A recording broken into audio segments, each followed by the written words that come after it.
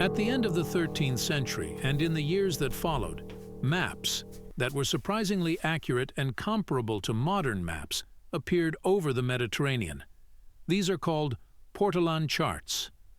They are precise in depiction and scale, drawn with a network showing the compass direction between different points on the map, which is only possible when the Earth's spherical shape is projected onto a flat surface, much like modern maps. The Dutch geodesist Roel Nicolai refers to these maps as a geodetic and historical mystery. He says, "The sudden appearance of portolan charts, realistic nautical charts of the Mediterranean and Black Sea at the end of the 13th century, is one of the most significant events in the history of cartography. By using geodetic and statistical analysis techniques, these charts are shown to be mosaics of regional charts that are considerably more accurate than has been assumed. Their accuracy exceeds medieval mapping capabilities. But how could one create accurate maps without the necessary knowledge and technology?" Nicolai believes the explanation is that the original maps were created long before the Middle Ages by a technologically advanced society that later perished. He thinks the original maps were rediscovered in the Middle Ages and used as the basis for the portolan charts. That is certainly possible.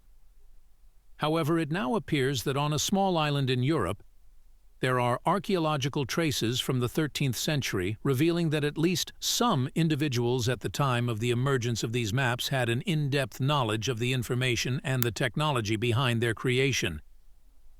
This film will document and uncover what seems to have been a well-guarded secret for more than 700 years.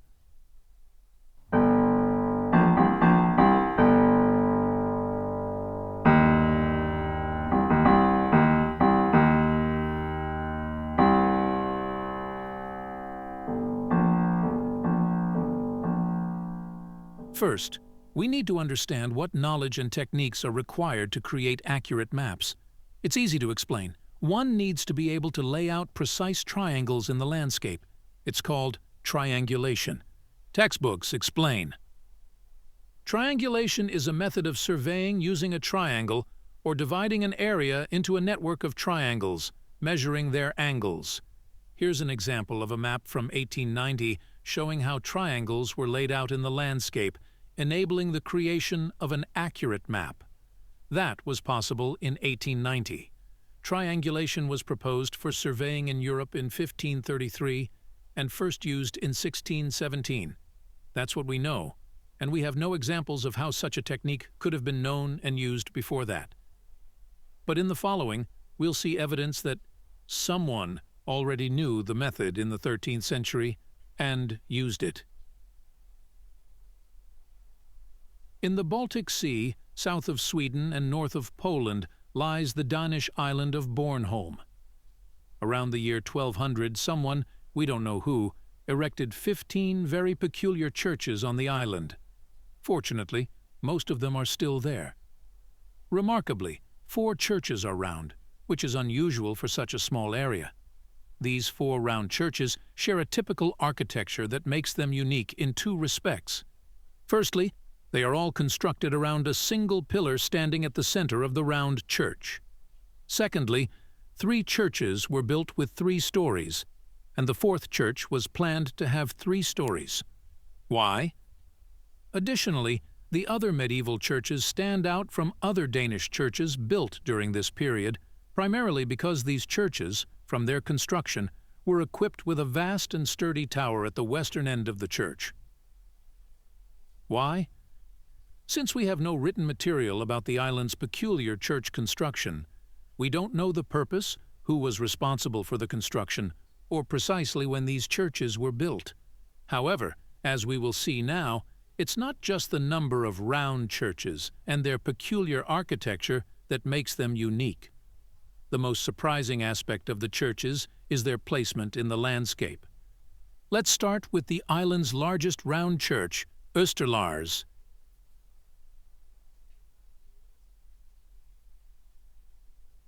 And then the island's highest located church, Rutsker.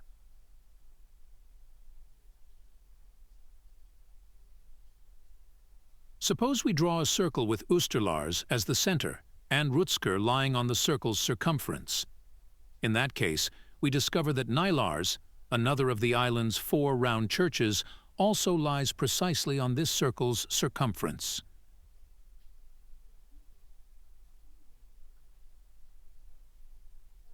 Now, if we first draw the circle's diameter through Oosterlars and then use this diameter to draw an equilateral triangle with the apex pointing north, we find that not only Oosterlars, but also a third of the island's 4 round churches, Ulsker, lies on this triangle.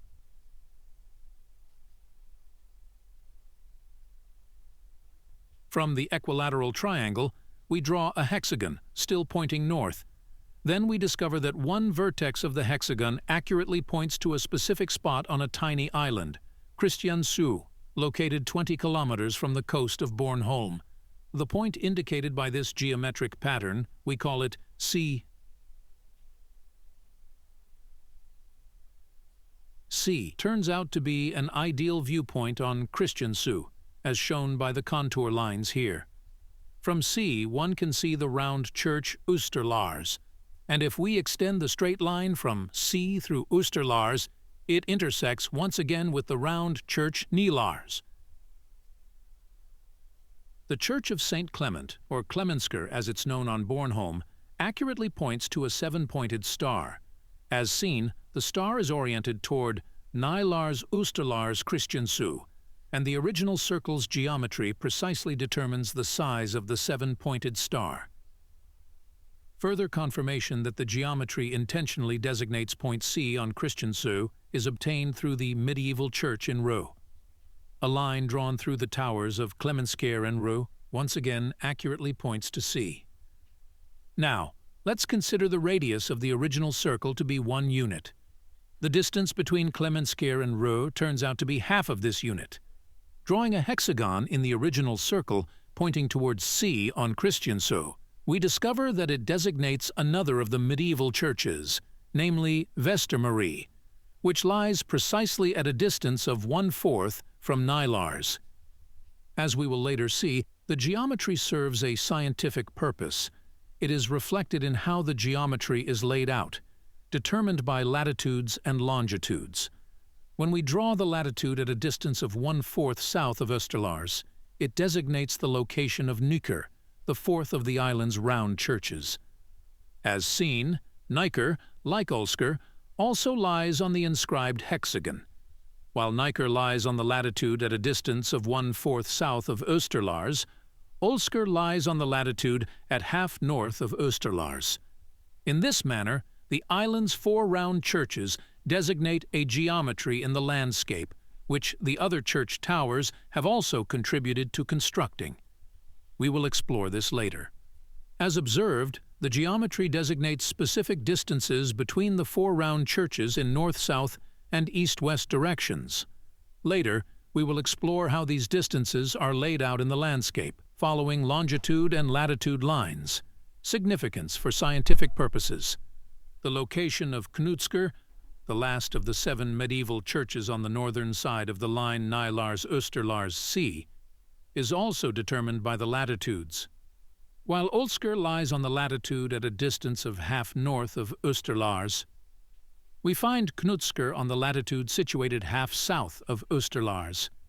Now, with the geometry, we have determined the locations of Nylars, Oosterlars, and C on Christiansø, along with all 7 churches situated on the left side of the line Nylars, Oosterlars, Christiansø. Lastly, we will examine the location of a single church to the right of this line, namely Povl's Church. It turns out that Povl's Church lies on a latitude precisely as far south of Oosterlars as C is located north of Oosterlars.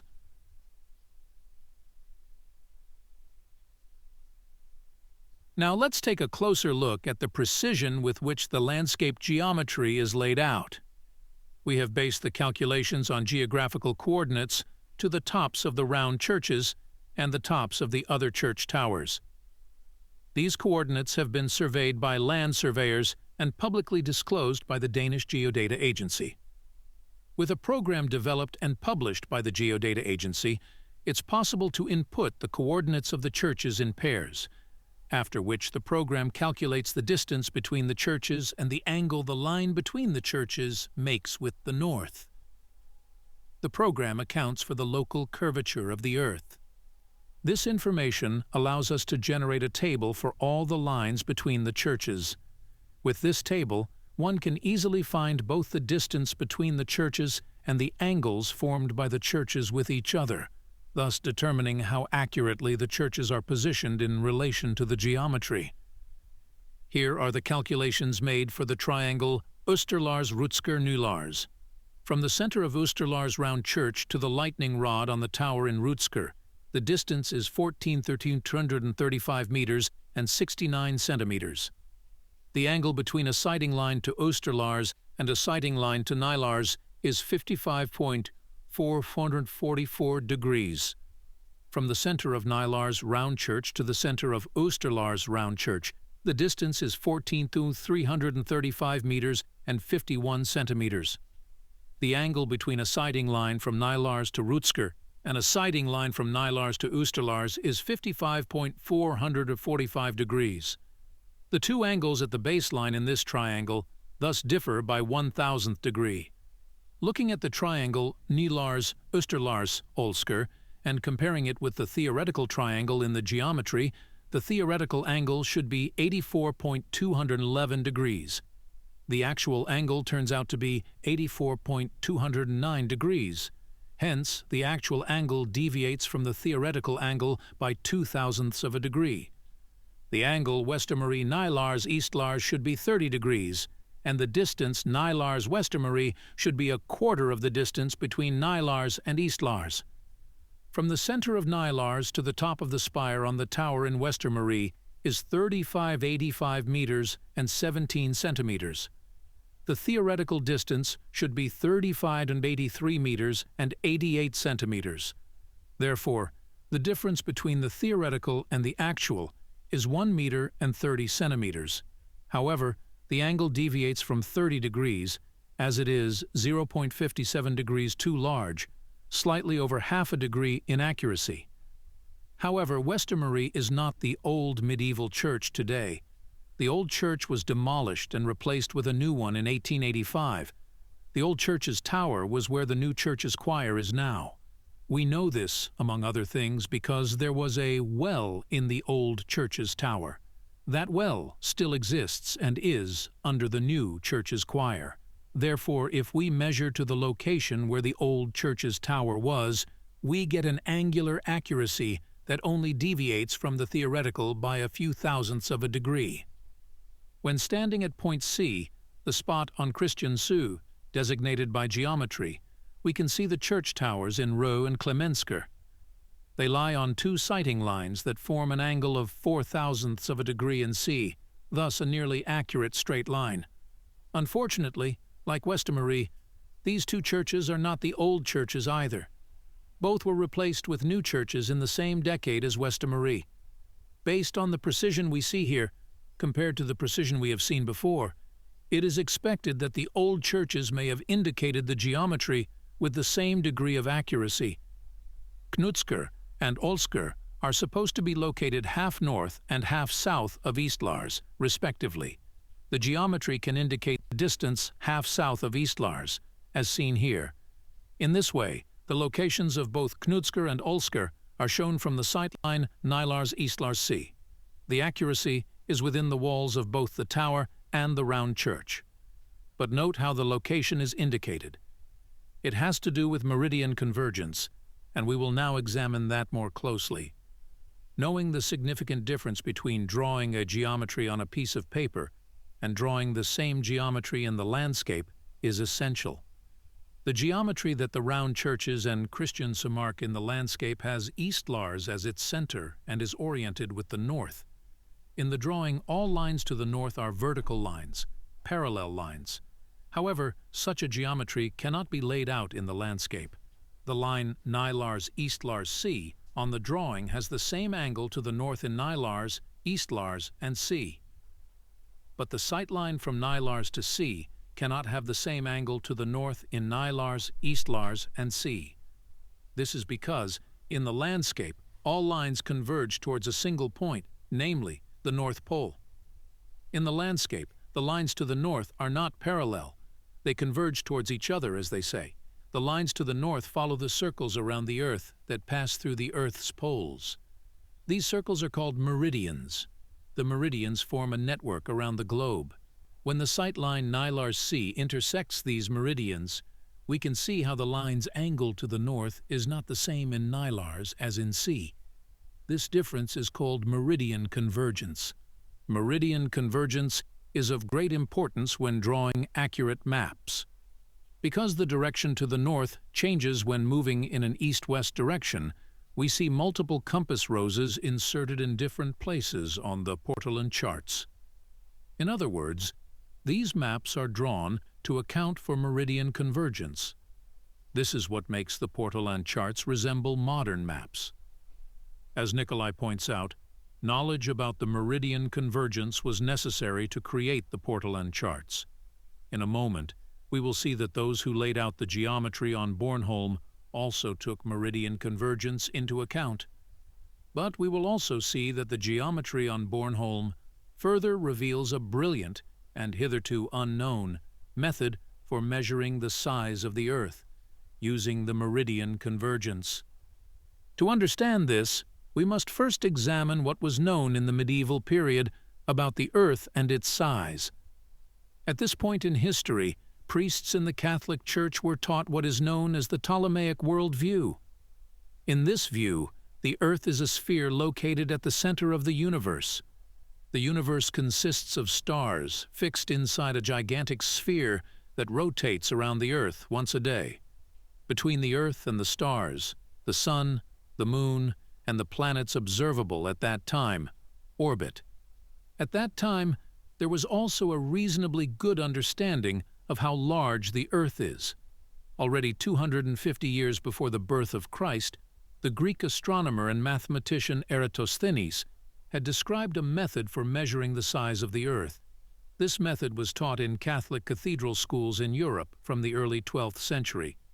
We know this because we have notes from a teacher, Hugo, who taught at the Saint Victor Monastery School outside Paris during that period.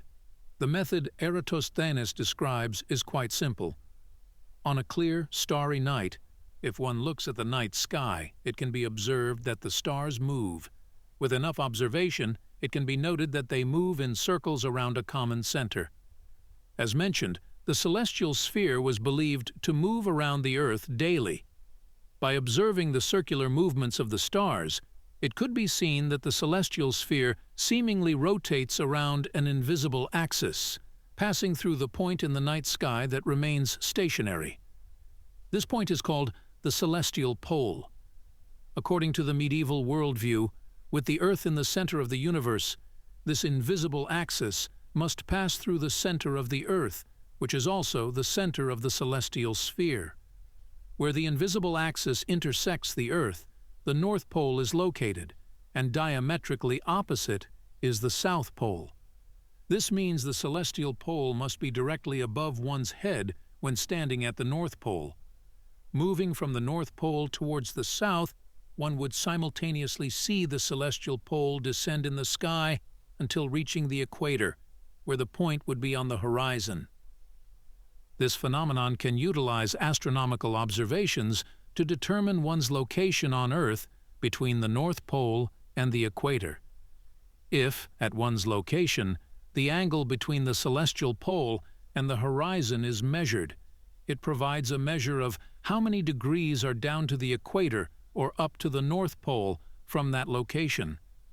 This allows the Earth to be divided into latitude degrees, indicating the number of degrees one is away from both the North Pole and the equator. Based on this, the Earth is divided into latitude parallels, which are the circles around the Earth having a similar latitude and are perpendicular to the meridians, as mentioned earlier. Once, by measuring the angle between the celestial pole and the horizon, the latitude is determined, and then moving north until the celestial pole has risen 1 degree higher in the sky. One has precisely walked 1 degree of the Earth's circumference. To measure the Earth's circumference, one only needs to measure the distance traveled. This distance is multiplied by 360, the number of degrees in a circle, and then the Earth's circumference is obtained. As mentioned, Eratosthenes discovered and described this method 250 years before Christ. In Europe, for example, it is described in the teaching notes from Hugo from the early 12th century. In Europe, during the 12th century, measuring the Earth's circumference was possible. However, Eratosthenes' commonly used method could only measure the Earth's circumference in the north-south direction, not other directions. Therefore, it was uncertain whether the Earth could have the shape of a horizontally laid egg or a vertically standing egg. If one contemplated traveling halfway around the Earth in an east-west direction, as Columbus later proposed, there was no certainty about the distance around the Earth in that direction. The geometry between the churches on Bornholm reveals a well-preserved secret. In the 11th to 13th centuries, an ingenious method had been found, or rediscovered, that could answer the crucial question of the Earth's shape.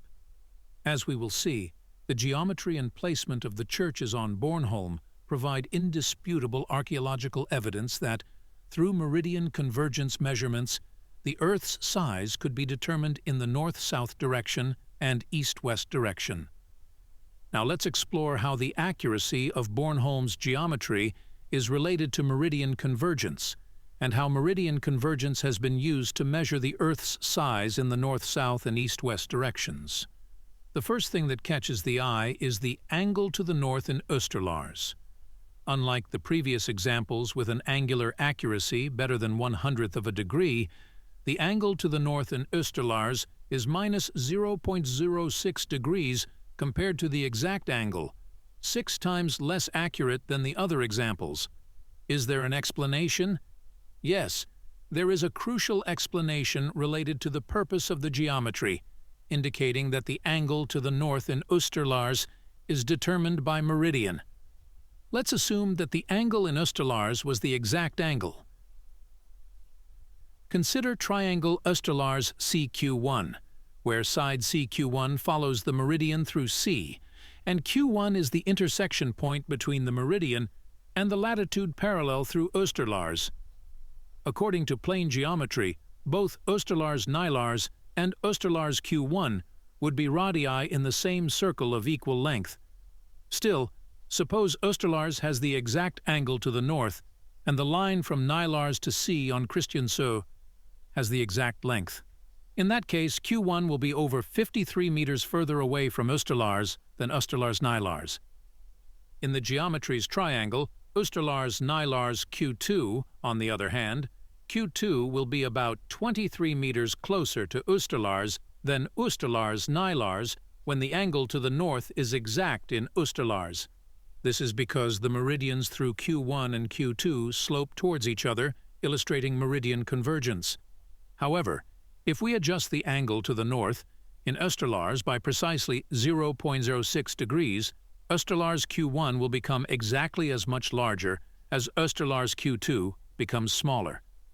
Due to this adjustment of the angle to the north in Österlars by minus 0.06 degrees, we see that the geometry adjusts the distance between Q1 and Q2 to be exact in relation to the distance Nylars Österlars C on Kristiansö.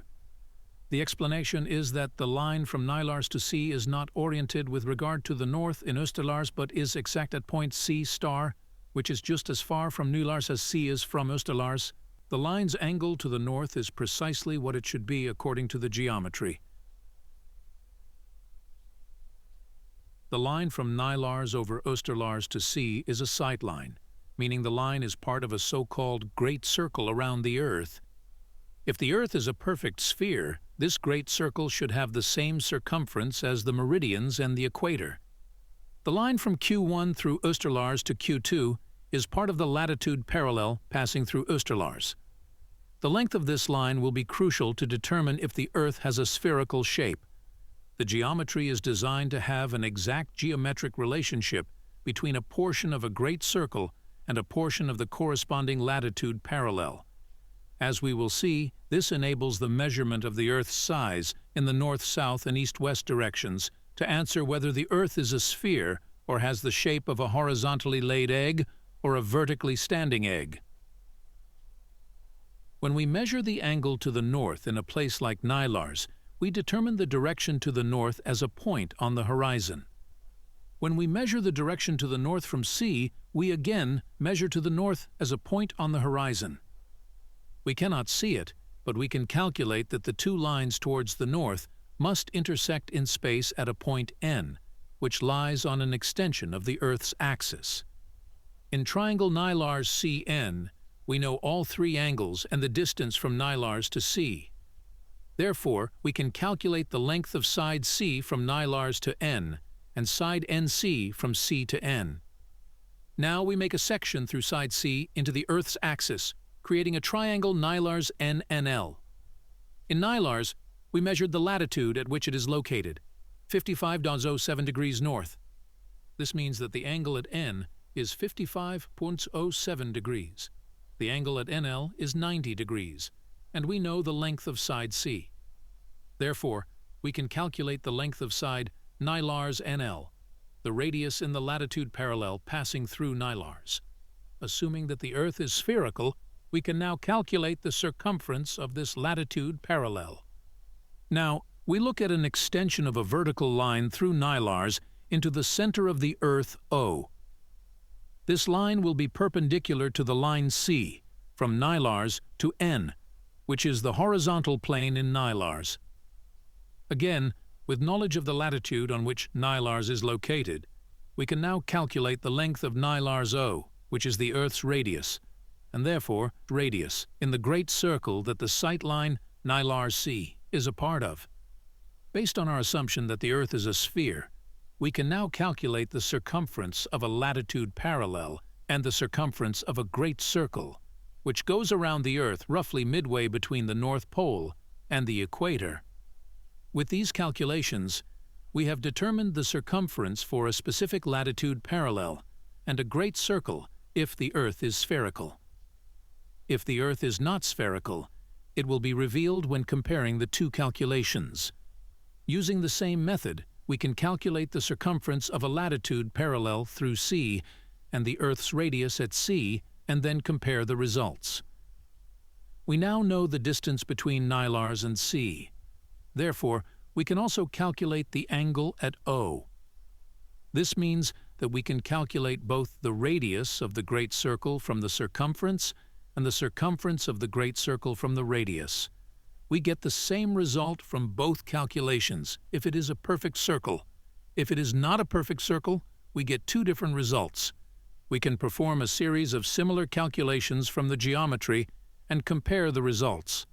This allows us to confirm or refute that the Earth has a perfect spherical shape.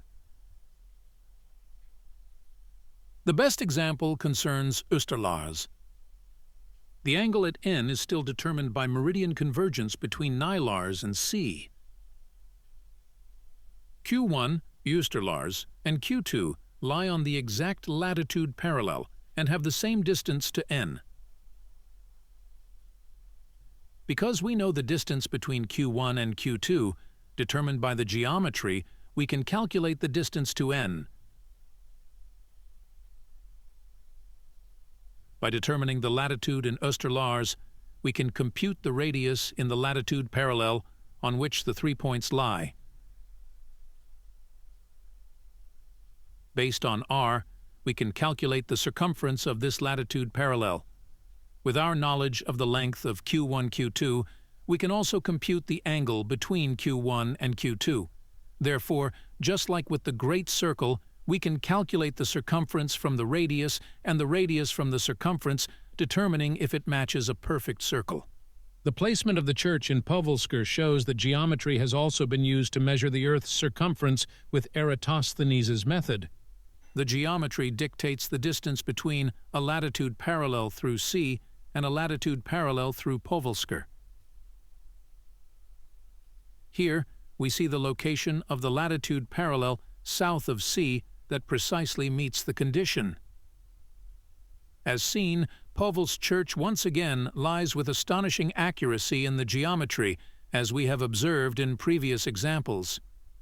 Suppose we measure the latitude of C on Christiansø and the latitude of the church in Povelsker. In that case, we can use the traditional Eratosthenes method to calculate the size of the Earth. Thus, we obtain another result that we can use for our comparisons, and together they will provide us with a solid foundation for an estimate of the Earth's shape. There has been an outright incredible precision in the laid-out geometry.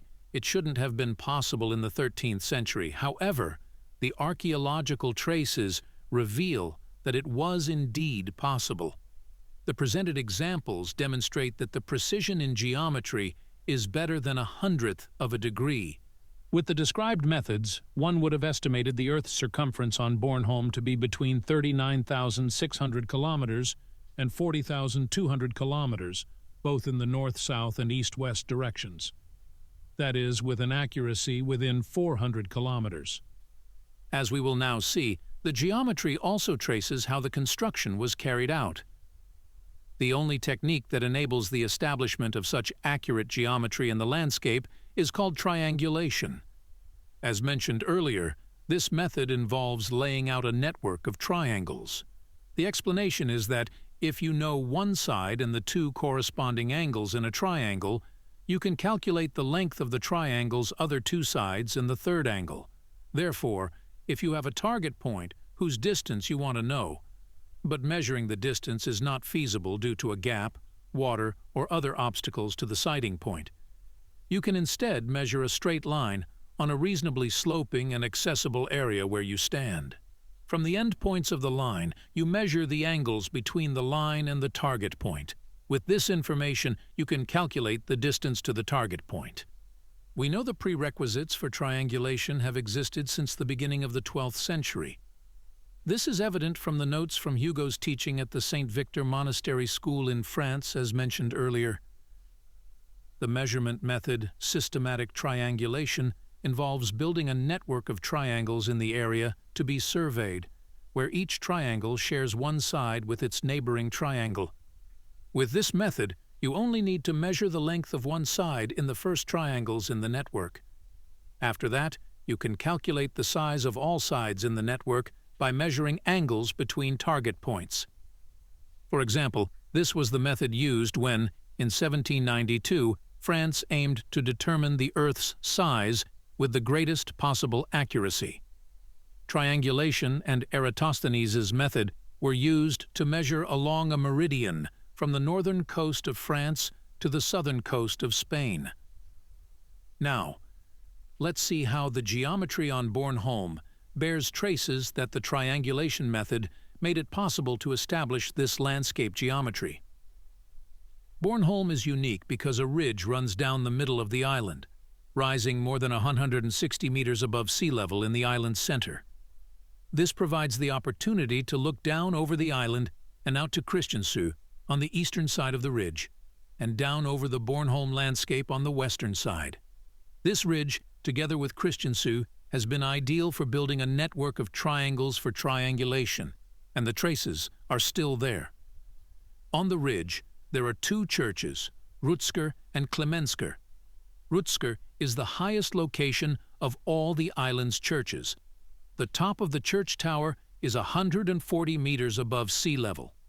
From here, there has been a line of sight to point C on Christiansø. The top of the tower in Klemensker is 124 meters above sea level. From the church towers in Rutsker and Klemensker, there has also been a line of sight to the church tower in Knutsker, and to the area around Bornholm's highest point, P. P is located 160 meters above sea level, and from here there has probably been a line of sight to all the island's church towers. Suppose we draw a line of sight from the church tower in Knutsker to the church tower in Ibsker. In that case, the line passes over area P. Suppose we draw a line of sight from the Rutsker tower to the Klemensker tower and extend this line along the ridge. In that case, it will intersect the line of sight Knutsker-Ibsker at point P. There is no church tower in P, just as there is no church tower in C on Christiansø. It has not been necessary, for both are prominent landmarks in the landscape. C is located 10 meters above sea level in the middle of the small island's profile when viewed from Bornholm. P is, as mentioned, 160 meters above sea level with an unobstructed view in all directions. This makes points C, Rutsker, and P ideal sighting points for the first and most crucial triangulation. As we will see now, C and P and the church tower in Rutsker constitute the natural first three building blocks in the geometric network.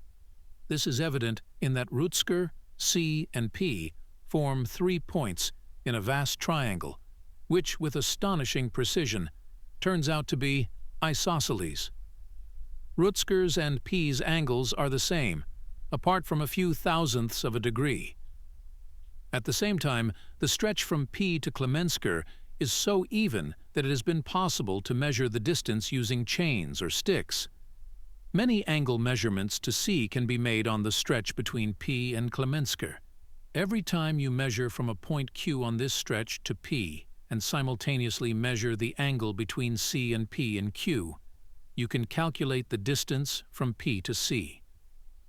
Since CP must be the same each time, you can continually check how accurately you have measured the distance on the line from P to Rutsker.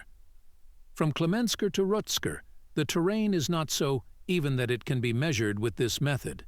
But it doesn't matter because when you reach the point where the angle at Q is 90 degrees, you know that you have precisely measured half the distance between Rutsker and P. Thus, you can determine the distance from P to C with very great accuracy. And this distance is with very great accuracy the same as the distance from Rutsker to C. This starting point enables the determination of the location of Oosterlars and the other church towers in the geometry with the precision we have observed.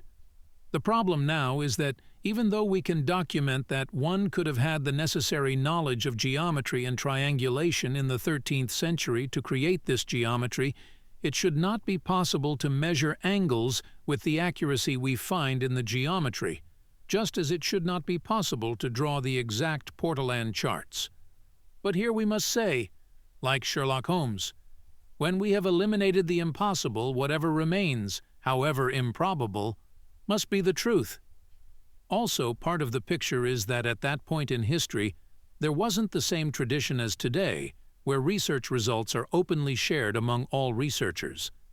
There was also no possibility of patent protection. Therefore, if one had knowledge that could provide economic or other advantages, it was natural to protect this knowledge and keep it secret. We know from measurements with ground-penetrating radar that there are large voids under the floor of Oosterlars and in Olsker. The highly respected Danish engineering firm Ramboll has found that there is likely an entire floor beneath the floor of Olsker. Uden at du skal love tempelridderkrypter eller noget som helst andet, hvad tyder det på, det du har fundet? Ja, det er vores bedste tolkning af det er, at der har været en rundetage eller et kælder, så der er dukket noget op. Lad os prøve at se på det data, du har. Ja, altså det vi har er, hvis vi, nu har vi et billede af kirken heroppe fra, og så har jeg ligesom lagt det ned under som flader, man kan se hernede. Ja. Så den blå flade hernede er det, vi så antager er kirkegulvet eller kældergulvet. Ja. Den øverste flade her, som ser meget bulle ud, altså det kunne godt være noget, som kunne have lidt hvælving-struktur. Sådan et bueformet loft, vil jeg sige. Er der nogle steder, hvor der er noget kant, noget der kunne være noget gammelt trappe eller nogen af den slags ting? Ja, vi har over i den her side har vi den flade, som går ned imellem her med beliggenheden, hvor den er. Kunne det godt være trappen, som er gået ned i rummet. Så hvis man skulle lave en konklusion på det, du har undersøgt i Olsker, hvad er så den konklusion? Jamen, konklusionen må jo være, at der er noget, som ligner et gulv, altså som en afrettet flade. Og jeg kan ikke sige, om det er stampet, eller det er brostensbelagt, eller hvad det er. Men det ligner, der har været et gulv sådan en cirka 2,5-3 meter under det eksisterende gulv. Som betyder på, at der har været et rum dernede, eller er et rum dernede. A room no one has been down to for the past 700 years. Perhaps the instruments used in the measurements could have been left there. Another question is, who built the churches in Bornholm? As we will see, the evidence compellingly points to the Knights Templar order. In 1983, art historian Mette Wivel pointed out the architectural similarities between Oosterlars and two well-known Templar churches, one in Tomar, Portugal, and one in Segovia, Spain. All three churches have the unusual feature of being built around a single pillar in the center of the rotunda, which is hollow in all three cases.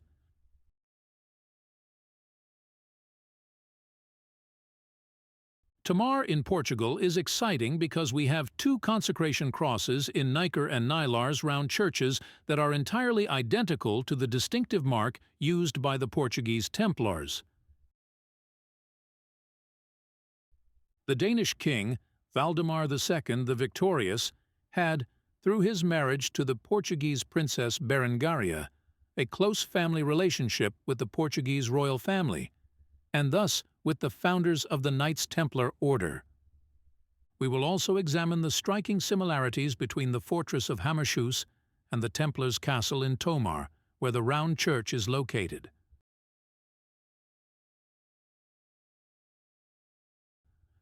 Furthermore, we will see how the third floor in Oosterlars is designed to make precise astronomical observations of the sun's movement across the sky throughout the year.